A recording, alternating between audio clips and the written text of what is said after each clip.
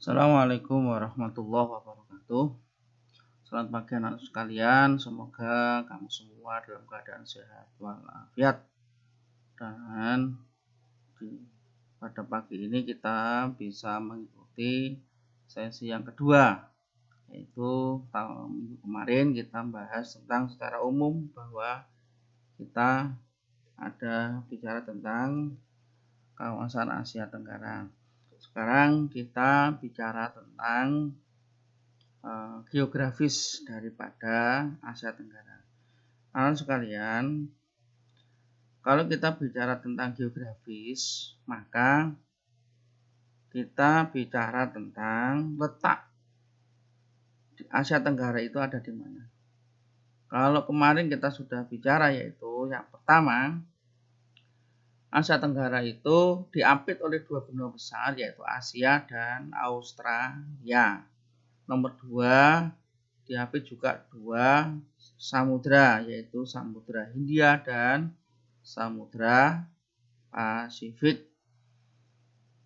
Untuk kita bicara tentang luas daripada Asia Tenggara kurang lebih 3.091.116 km persegi. Ini secara umum letak geografis di Asia Tenggara.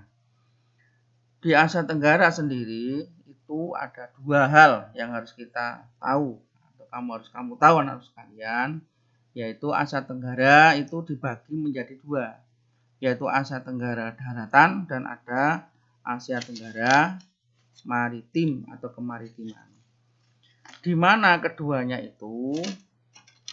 Yang pertama, kalau kita bicara tentang Asia Tenggara daratan, maka Asia Tenggara yang tidak mempunyai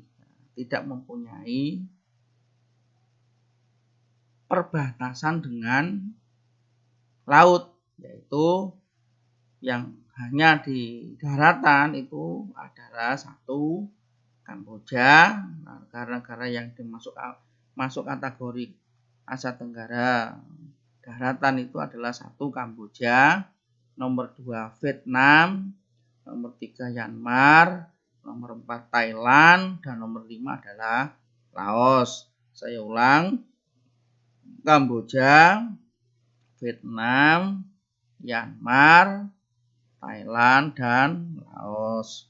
Untuk Asia Tenggara maritim atau yang berbatasan langsung dengan laut, yaitu Indonesia, Brunei Darussalam, Filipina, Malaysia, Singapura, dan Timur Leste.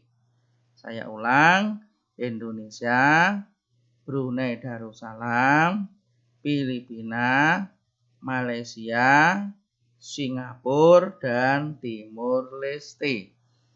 Anak sekalian, apakah hanya pada itu saja? Terus yang menjadi pertanyaan, apakah Asia Tenggara daratan itu juga tidak punya air? Punya. Di mana air yang dimaksud di situ adalah negaranya tidak berbatasan langsung dengan laut. Makanya dikatakan kawasan Asia Tenggara daratan. Selanjutnya anak sekalian, tetapi negara-negara yang di dalam kawasan Asia Tenggara daratan itu mempunyai air tawar. Bisa itu sungai, bisa itu danau, bisa juga rawa. Nah, sungai, danau ataupun rawa itu pun bisa digunakan sebagai sumber mata pencaharian penduduk negara-negara tersebut. Sekarang kita ambil contoh sekalian. Apa yang ada di sungai? Bisa saja itu adalah bentuk ikan. Bisa digunakan untuk lalu lintas sungai. Untuk pariwisata.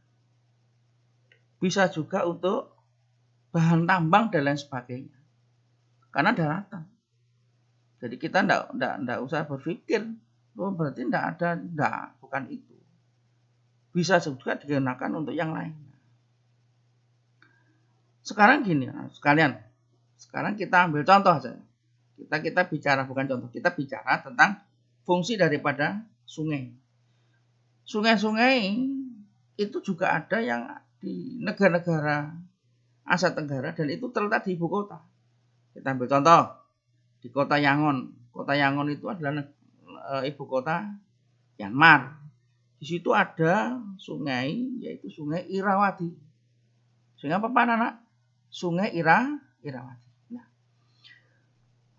di kota Bangkok, Thailand itu pun juga ada sungai namanya.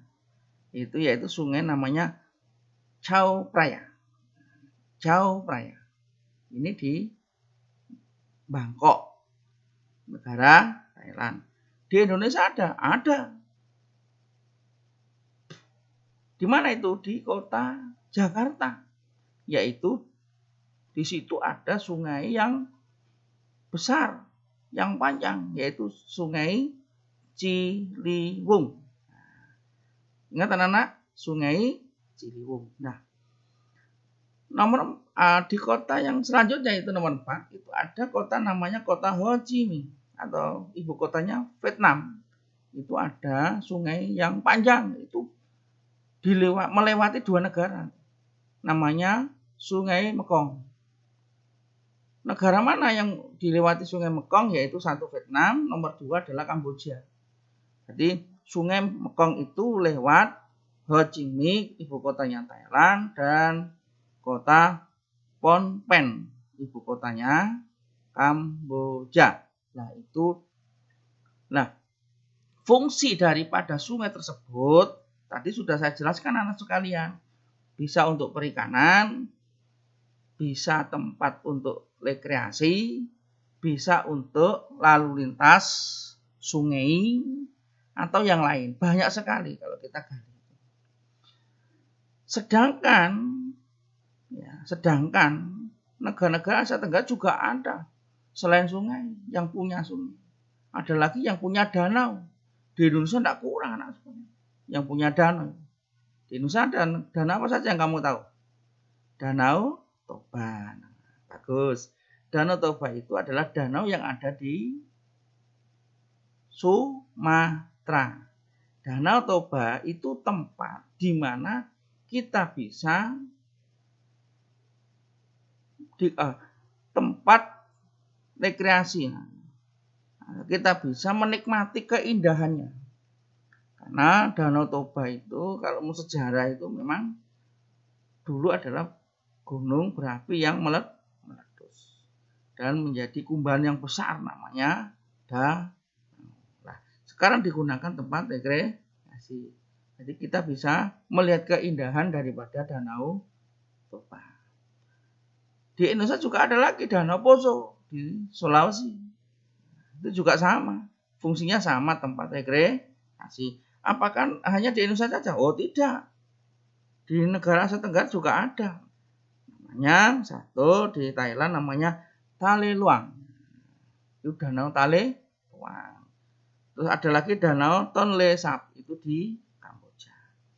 Danau-danau tersebut juga banyak fungsinya. Selain untuk perairan atau pengairi sawah atau irigasinya sawah, juga bisa digunakan sebagai tempat rekreasi atau tempat pariwisata. Oleh karena itu anak sekalian, kamu hidup di Indonesia, itu Masya Allah. Ya Masya Allah. Swarga donya. Bahasanya begitu. Nah, terus kalau kita juga berbicara tentang Asia Tenggara itu juga berbatasan dengan negara-negara lain. Sebelah utara, contoh negara Cina dan Laut Cina Timur. Ini perbatasan. Sebelah utara. Sebelah timur berbatasan langsung dengan Papua Nugini dan Samudra Pasifik. Sebelah selatan benua Australia dan Samudra India. Sebelah barat bisa Samudra India